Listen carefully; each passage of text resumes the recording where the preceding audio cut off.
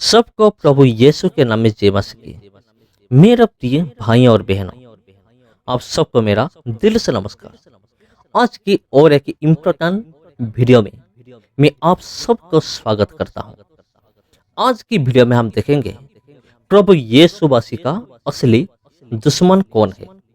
जी हाँ, आप तो जरूर सुना होगा प्रभु यीशु का मित्र कौन है, लेकिन आज की वीडियो में हम जानेंगे प्रभु यीशु मसीह का असली दुश्मन कौन है।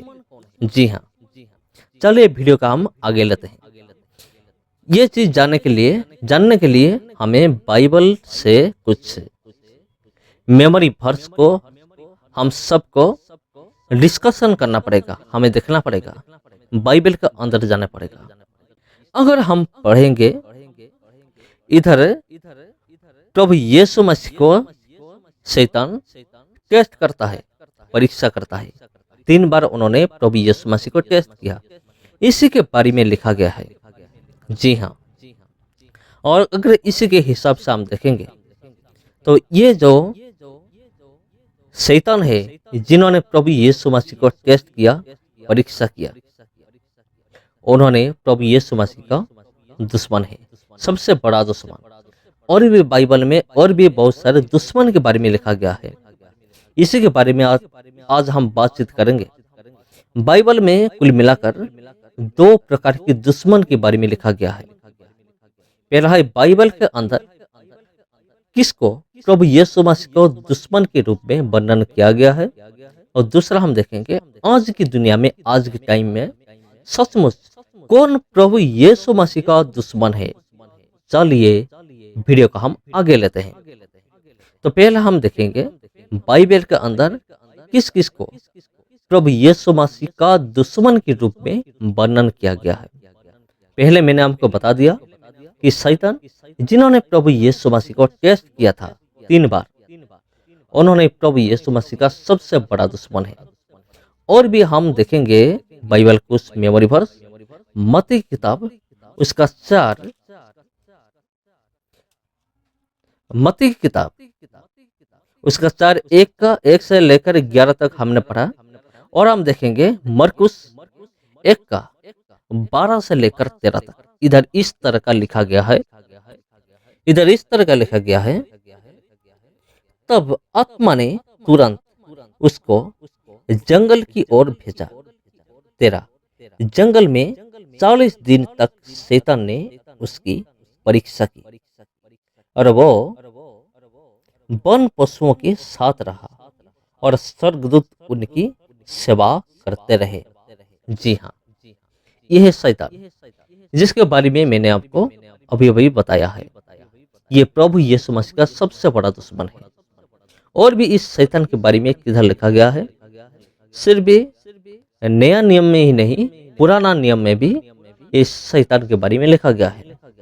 अगर हम देखेंगे उत्पत्ति की किताब, जी हाँ, उत्पत्ति किताब उसका 3 का 15, अगर हम देखेंगे इधर इस तरह का लिखा गया है, और मैं तेरे और इस स्त्री के बीच में और तेरे वंश और उसके वंश के बीच में बैर उत्पन्न करूंगा। वह तेरे सिर को कुचल डालेगा और तू उसकी एड़ी को डसेगा। जी हाँ, ये प्रभु यीशु मसीह का जो जन्म होगा, प्रभु यीशु मसीह का जो उद्धार काम होगा, ये पहले से ही बता दिया गया है उत्पत्ति की किताब में। इंसान तो पाप किया, लेकिन इंसान पाप करने के बाद इंसान का उद्धार भी होगा। इसके बारे में इस वर्ष में परमेश्वर ने पूरी सब बता दिया था। जी हाँ, ये भी शैतान है जो कि प्रभु यीशु मसीह का सबसे बड़ा दुश्मन है। अब हम देखेंगे मत्ती किताब उसका 12 का 14, मत्ती किताब उसका 12 का 14, इधर इस तरह का लिखा गया है, तब फरीसियों ने बाहर जाकर उसके विरोध में सम्मति की कि उसे किस प्रकार नष्ट करें। यहाँ जो फरीसियों है उन्होंने प्रभु यीशु मसीह के लिए एक जाल बिछा रहे हैं उनको मानने के लिए प्रभु यीशु मसीह को। अगर हम बाइबल में इस अंश को हम देखेंगे, इस वर्ष के अनुसार जो फरीसियों है ये प्रभु यीशु मसीह का दुश्मन थे। जी हाँ। और भी हम देखेंगे, पहला हमने देखा शैतान जो कि प्रभु यीशु मसीह का सबसे बड़ा दुश्मन है, और दूसरा हम देख रहे हैं फरीसियों, ये प्रभु यीशु मसीह का दुश्मन है। और भी हम देखेंगे मत्ती किताब 27 का 1, इधर इस तरह का लिखा गया है, जब भोर हुई तो सब प्रधान याजकों और लोगों के पुरनियों ने यीशु को मार डालने की सम्मति की। यहाँ जब प्रधान याजकों है, जब पुरनियों है, ये सब लोग मिलकर प्रभु यीशु मसीह को मार डालने के लिए योजना बना रहे हैं। तो इसी वर्ष के अनुसार ये लोग भी प्रभु यीशु मसीह का दुश्मन है। जी हाँ। और यहाँ हम देखेंगे यूहन्ना 7 का 1, देखेंगे इधर क्या लिखा गया है।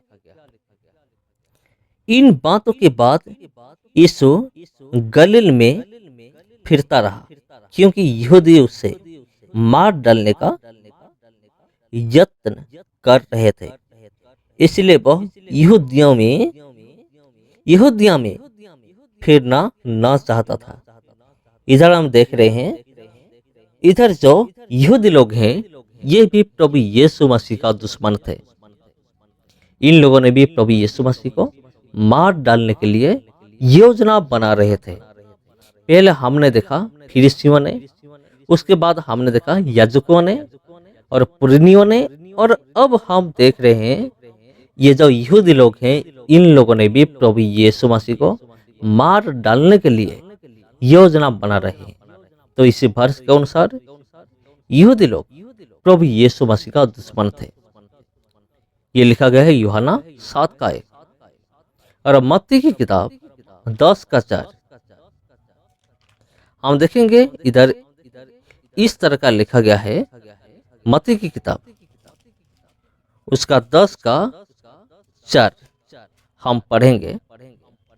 इधर ऐसा लिखा गया है, शमौन कनानी और यहूदा इस्करियोती जिसने उसे पकड़वा भी दिया।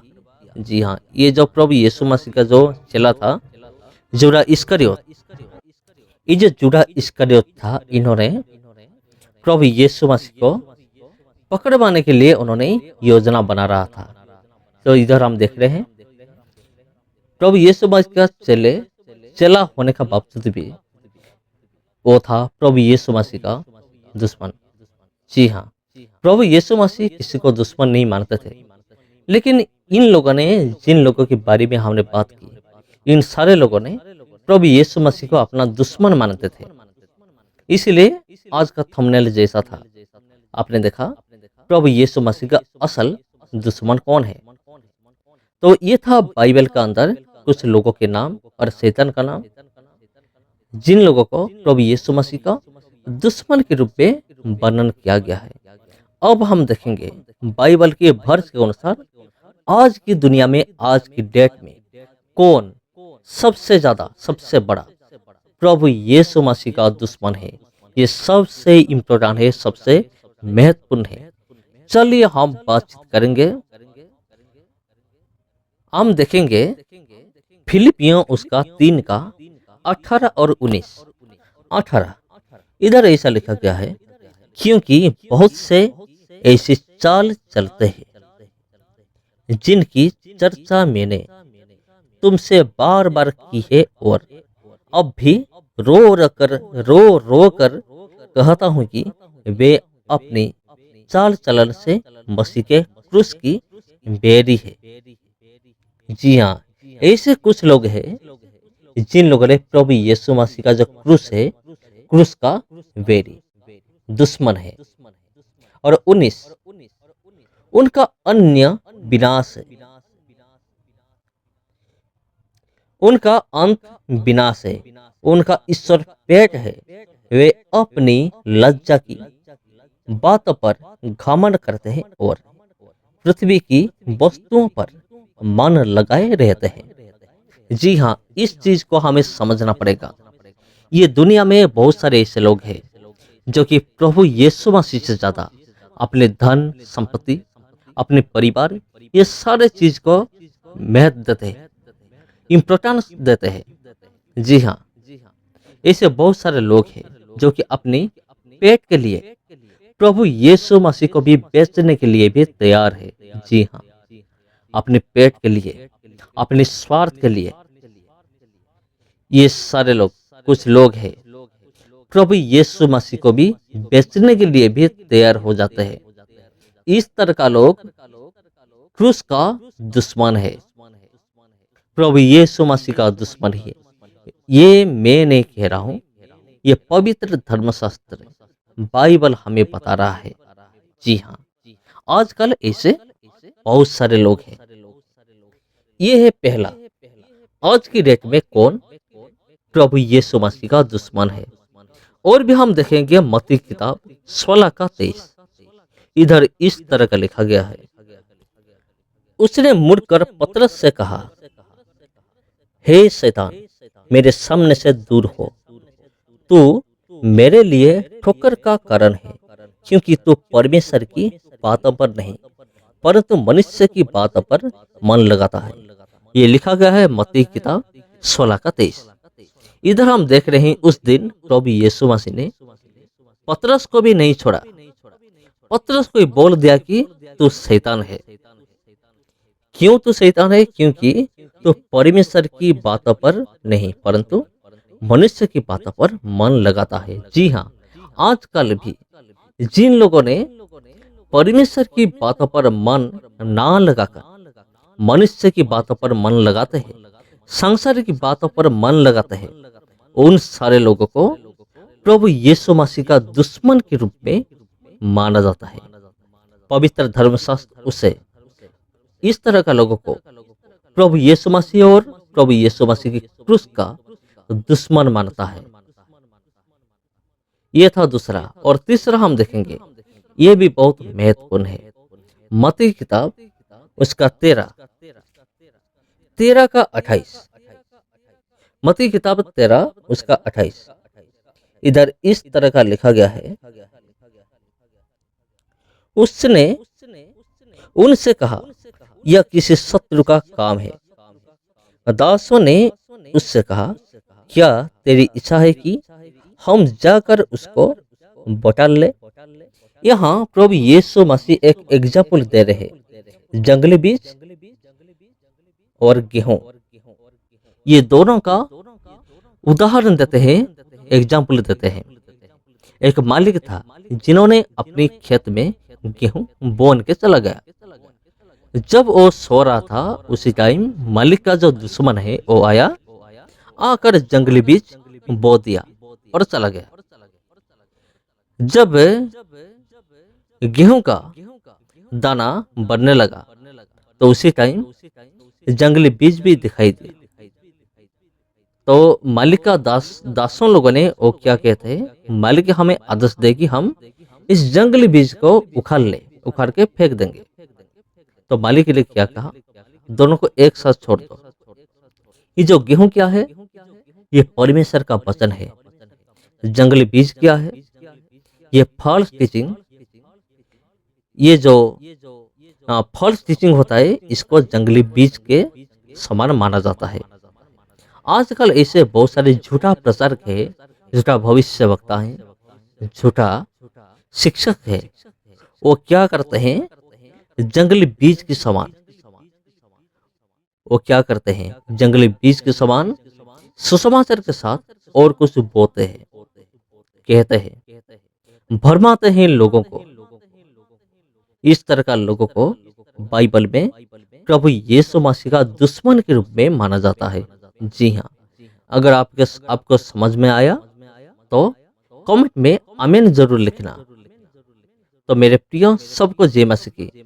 आज की वीडियो में हमने देखा प्रभु यीशु मसीह का दुश्मन कौन है, असली दुश्मन कौन है, वही है जो परमेश्वर की लिए चिंता ना करके खुद के लिए, खुद के परिवार के लिए जो चिंता करता है, वो प्रभु यीशु मसीह का सबसे बड़ा दुश्मन है।